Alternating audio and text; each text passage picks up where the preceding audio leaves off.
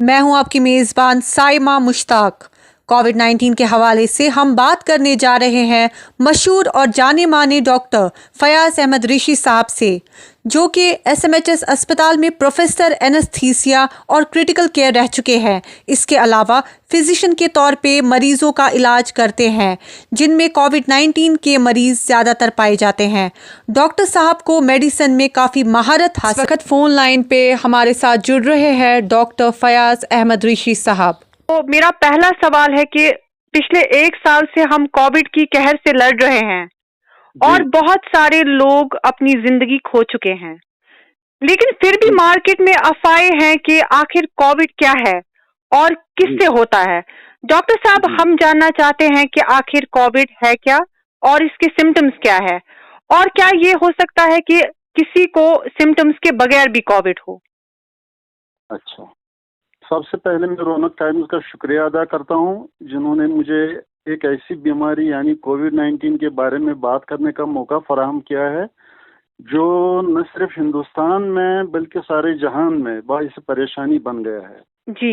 अब जो आप बोलते हैं कि कोविड-19 का मतलब क्या है, वो ये कि इसको कोरोना वायरस डिजीज ऑफ 2019 है ये, जो सबसे पहले चीन के एक शहर वुहान में बहुत सारे केसेस नमूनिया के सामने आए, जो इलाज के बावजूद ठीक नहीं हुए। जी सर। तो दिसंबर 2019 में चीन ने WHO को इस बारे में जानकारी दी, और फिर जनवरी 2020 में चीन को ये समझ आया कि वहाँ के जो चमगादड़ यानी बैट्स है, उनकी वजह से ये वायरस फैल रहा है। तो उनसे लग गया ये इंसान को, पहले ये बैट्स में थी ये डिजीज। जी। तो उससे ये 2020 में फिर ये WHO ने पेंडेमिक डिजीज करार दी। तो ये एक ऐसी डिजीज है जो कि रेस्पिरेटरी इलनेस है, यानी थ्रू रेस्पिरेशन ये फैलती है। तो ह्यूमंस में ये एक वायरस है जिसको बोलते हैं कोरोना वायरस, उसकी वजह या SARS-2, उसकी वजह से ये बीमारी फैलती है। जी। ये हाईली इन्फेक्शियस डिजीज है, और इसमें ऐसे जो 90 to 92% केसेस है वो माइल्ड केसेस होते हैं। उनमें ज्यादा सिम्टम्स नहीं होते हैं, उनमें मामूली सा फीवर आ जाता है, उनमें थोड़ी सी खांसी होती है और वो ठीक हो जाते हैं। ऐसे केसों को सिर्फ डॉक्टर साहब थोड़ी सी दवाई देते हैं तो वो ठीक हो जाते हैं। लेकिन ये जो बाकी 6 to 7% केसेस है, उनको हम बोलते हैं सीवियर केसेस। तो उसमें प्रॉब्लम हो जाती है, उसमें पेशेंट को सांस लेने में बहुत डिफिकल्टी हो जाती है, यानी जिसको हम ब्रेथलेसनेस बोलते हैं, सांस फूल जाता है। और कोई पेशेंट चेस्ट पेन भी बोलता है, चेस्ट पेन भी है। तो ऐसे पेशेंटों को बुखार भी रहता है।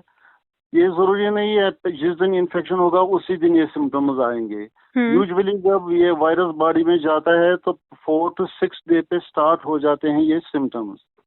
तो सिम्टम्स जो 6 डे पे कभी इतना भी टाइम लगता है कि 2 हफ्ते तक बिल्कुल सिम्टम नहीं आता है वायरस अंदर जाने के बाद।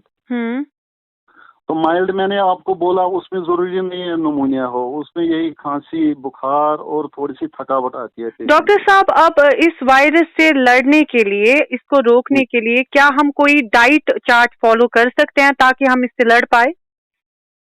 देखिए, एक चीज है, मैं ये तो बहुत अच्छी, ये मतलब आपने अच्छा ये पूछा है सवाल, क्योंकि पेशेंट्स हमें पूछते रहते हैं डाइटरी रेस्ट्रिक्शंस के बारे में या कौन सा डाइट खाएं। तो मैं ये कहना चाहूँगा कि इसमें डाइट जो है अच्छा न्यूट्रिशियस डाइट खाना चाहिए, खासकर जो रिच इन विटामिन सी होगा। इसलिए हम ऑरेंज और कीवी या बनाना, मतलब ऐसे फ्रूट्स, इनफैक्ट ये हो गए फ्रेश फ्रूट, तो ड्राई फ्रूट भी इंसान ले सकता है, इन चीजों से इम्यूनिटी बढ़ जाती है इंसान की। जी सर। जी, तो डाइट में इसलिए ज्यादा रेस्ट्रिक्शन नहीं है, बल्कि खाना चाहिए जितना भी इंसान खा सकता है। Nutritious diet specially rich in proteins वो खा सकता है। डॉक्टर साहब, हमें ये बताइए कि वैक्सीन कितना इफेक्टिव है और किस हद तक ये इस बीमारी से निजात दिला सकता है। देखिए, मार्केट में अफवाहें चल रही है कि वैक्सीन लगाने के बाद कुछ डेथ्स हुई है, तो इसकी क्या वजह है? देखिए वैक्सीन जो है इनफैक्ट वी वर होपफुल कि वैक्सीन के बाद अब कुछ नहीं होगा, सब कुछ ठीक होगा, लेकिन ऐसा नहीं है। वैक्सीन दोनों डोज करने के बाद भी हमने देखा परेशानियां हो गई, पेशेंट को कोविड फिर से हो गया, इनफैक्ट कुछ डेथ्स भी हुई है। लेकिन इतना देखा गया है कि वैक्सीन के बाद जो डिजीज है वो उसकी सीवियरिटी उतनी नहीं रहती है, वो बिल्कुल कम हो जाती है। जी अगर वैक्सीन के बगैर इंसान रहता है तो उसमें बहुत ज्यादा सीवियरिटी आ जाती है और खुदा न खास्ता मर भी सकता है इंसान। डॉक्टर साहब, वैक्सीन से चांसेस कम हो जाते हैं कोविड से? बिल्कुल बिल्कुल जी सर। चांसेस कम होते हैं। जी जी। इसमें हमने वो दो किस्म के वैक्सीन है, एक है वो कोविशील्ड जो इंडिया में मतलब एस्ट्राजेनेका की तरफ से आ जाता है, दूसरा है कोवैक्सीन। जी जो ये कोविशील्ड है ये एडिनो वायरस है चिंपैंजी का, चिंपैंजी में एडिनो वायरस होता है, वो उससे ये बनता है। जी तो इसको इसलिए बोलते हैं कैरियर वैक्सीन, क्योंकि जी इसका कैरियर होता है चिंपैंजी। जी डॉक्टर साहब, कुछ लोग इसको बहुत ही लाइटली लेते हैं कि वैक्सीन करना चाहिए या ना करना चाहिए, तो आपकी तरफ से क्या उनके लिए ये आप? मेरा मशवरा ये है कि वैक्सीन हर किसी को लेना चाहिए, स्पेशली जो एल्डरली ग्रुप है उनको तो जरूरी लेना है, और जिनको कोई अंडरलाइंग डिजीज है, से चेस्ट इन्फेक्शन रहता है किसी इंसान को, डायबिटीज है, ब्लड प्रेशर है, या कोई भी ऐसी डिजीज है जिसकी रिस्क बढ़ जाती है, तो ऐसे लोगों को वैक्सीन जरूरी लेना चाहिए। ये हाई रिस्क पे होते हैं लोग जो ऑलरेडी बीमार होते हैं उनको तो कोविड से, जी जी, उनको कोविड अगर डिजीज हो जाती है खुदा ना खास्ता, उनको मरने का खतरा रहता है। वो तो एक ग्रुप जिसको हम बोलते हैं सीरियस या क्रिटिकल ग्रुप, उसमें फिर चले जाते हैं उस ग्रुप में। जी डॉक्टर साहब, मास्क और सैनिटाइजर तो हम बहुत यूज कर चुके हैं अभी तक, अब तो ये आलम है कि पानी की नालियों में सैनिटाइजर्स बह रहे हैं और कूड़ा घरों में घर के कूड़े की जगह मास्क नजर आ रहे हैं, लेकिन ये कहर रुकने का नाम नहीं ले रहा। इसके अलावा आप लोगों से क्या कहना चाहेंगे जिससे हम इसको थोड़ा सा कम कर सकते हैं? देखिए, जैसा कि आपको पता है कि पहले से ही हम ये बात इस पे बहुत प्रेशर करते हैं कि आप मास्क लगा दीजिए, आप सोशल डिस्टेंसिंग मेंटेन कीजिए, या रिपीटेडली हैंड वॉश करना जरूरी है। तो ये चीजें तो जरूरी है, ये इसको हम स्किप नहीं कर सकते हैं। जी इनफैक्ट मैं ये बोलना चाहूंगा कि जो मास्क लगाते हैं लोग, मैंने बहुत सारे लोगों को ऐसे देखा कि नाक खुली होती है, मुंह ढक लेते हैं, जी तो उस मास्क का कोई फायदा नहीं है। मास्क अगर लगानी है तो पूरी तरह से नाक और मुंह ये ढक लेना चाहिए। इनफैक्ट जो हम मेडिकल पर्सनल है, हम एक नहीं दो मास्क लगाते हैं दिन भर। डॉक्टर साहब, ये आप आवाम को बोल रहे हैं कि डबल मास्क का यूज करें? जी जी, डबल मास्क का यूज कर, मतलब there is no other alternative. ये तो मास्क का यूज करनी है, चाहे वैक्सीन लगाकर हो बंदा या नहीं हो, फिर भी चांसेस ऑफ इन्फेक्शन रह जाते हैं। तो एक तो वो, दूसरा आपने बोला कि सोशल डिस्टेंसिंग भी जरूरी है, तो तीसरा है कि frequent hand washing, soap water से भी अपने वो हाथ साफ कर सकते हैं।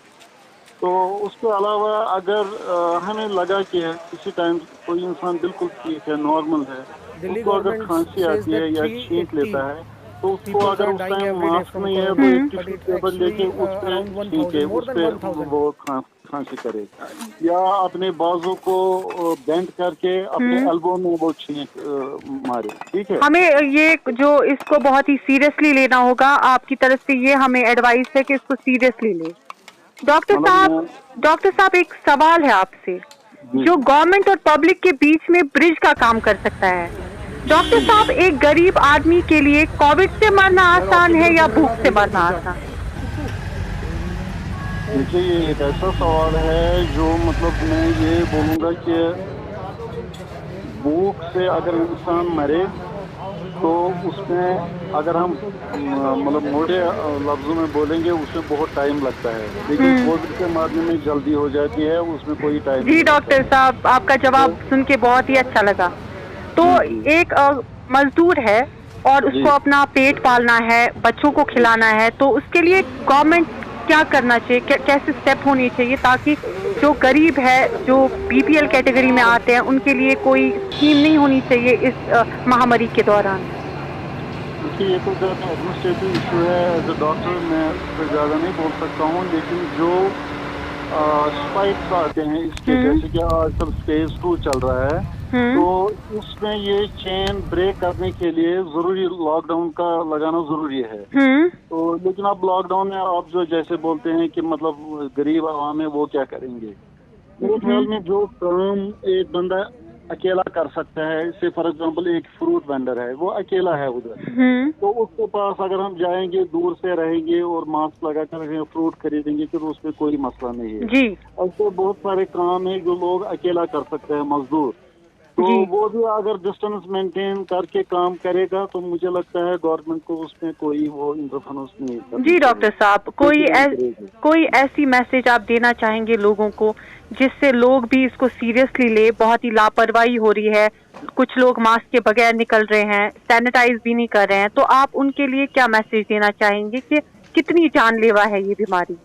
मेरी ये मैसेज है कि अपनी जान से बढ़कर कुछ नहीं है जी। अगर आपको लगता है कि आप ठीक सही अनवेल है, आप फील नहीं कर रहे हैं कि आप ठीक है, तो बेटर है कि स्टे होम, ताकि आप भी ठीक हो जाएंगे और दूसरों को भी नहीं लगेगा। जी। तो दूसरी बात यह है, अगर किसी को भी फीवर है या खांसी है या थोड़ी सी डिफिकल्टी है ब्रीदिंग में, उसको जल्दी मेडिकल अटेंशन की जरूरत है। जी। उसको जो भी नजदीक डॉक्टर साहब हैं, डरने की कोई बात नहीं है, डॉक्टर साहब दवाई लिख के देंगे, वो इंशाल्लाह ठीक हो जाएंगे, क्योंकि 93% पेशेंट्स मामूली दवाई से ठीक हो जाते हैं। जी डॉक्टर, जैसे हम immune drugs, suppose vitamin C है, विटामिन डी है, जिंक है, ये चीजें खा के भी पेशेंट ठीक हो सकता है। डॉक्टर साहब, लोगों को पैनिक करने की जरूरत नहीं है, लेकिन इसको समझने की है, इनके रूल्स को समझने की जरूरत है कि जी, ये बेसिक रूल्स है जो हमें फॉलो करने चाहिए, इससे हम इस डिजीज को हरा सकते हैं। जी डॉक्टर साहब, हम आपका तहे दिल से शुक्रिया